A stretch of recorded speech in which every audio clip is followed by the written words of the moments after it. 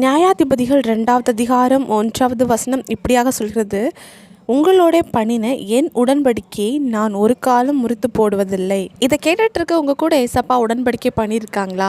அப்படி ஏசப்பா உடன்படிக்கை பண்ணியிருந்தாரு அப்படின்னா அதை நிச்சயமா உங்க வாழ்க்கையில நிறைவேற்றுவாரு. உடன்படிக்கைன்னா என்னன்னா, ஏசப்பா உங்களுக்கு கொடுத்துருக்கிற ப்ராமிஸ் தான். உங்களை ஏசப்பா நிச்சயமா ஆசீர்வதிப்பேன்னு சொல்லி உங்களுக்கு ஒரு ப்ராமிஸ் கொடுத்துருந்தாரு அப்படின்னா அதை நிச்சயமா ஆண்டவர் நிறைவேற்றுவார். மறந்து போக மாட்டார். அதை இன்னொருத்தங்களுக்கு மாற்றி கொடுக்கவும் மாட்டார். உங்களுக்கு கொடுத்த ப்ராமிஸ் உங்கள் வாழ்க்கையில் நிச்சயமாக நிறைவேறும். மனுஷன் உங்களுக்கு பண்ணி கொடுத்த ப்ராமிஸை மறந்து போயிடுவான். அது மட்டும் இல்லை, முக்கியமாக அந்த உறவையே துண்டிச்சிருவான். நம்முடைய ஆண்டவராகிய இயேசு கிறிஸ்து மாறாத தேவன். அப்படிப்பட்ட தேவன் கொடுத்த ஒவ்வொரு வாக்கு தத்துவங்களும் ஒவ்வொரு உடன்படிக்கையும் உங்கள் வாழ்க்கையில் நிச்சயமாக நிறைவேறும். இன்றைக்கி சில காரியங்கள்னால வாக்கு தத்துவங்கள் நிறைவேறாதது மாதிரி இருக்கலாம். ஆனால் ஆண்டவர் கொடுத்த வாக்கு தத்துவங்கள் உங்கள் வாழ்க்கையில் நிறைவேறும். ஏசப்பா உங்களுக்கு பண்ண ஒவ்வொரு உடன்படிக்கையும் உங்கள் வாழ்க்கையில் நிறைவேறதுக்கு நீங்கள் அவருடைய சமூகத்தில் காத்துருங்க. ஏசப்பா உங்களை ஆசீர்வதிப்பாராக.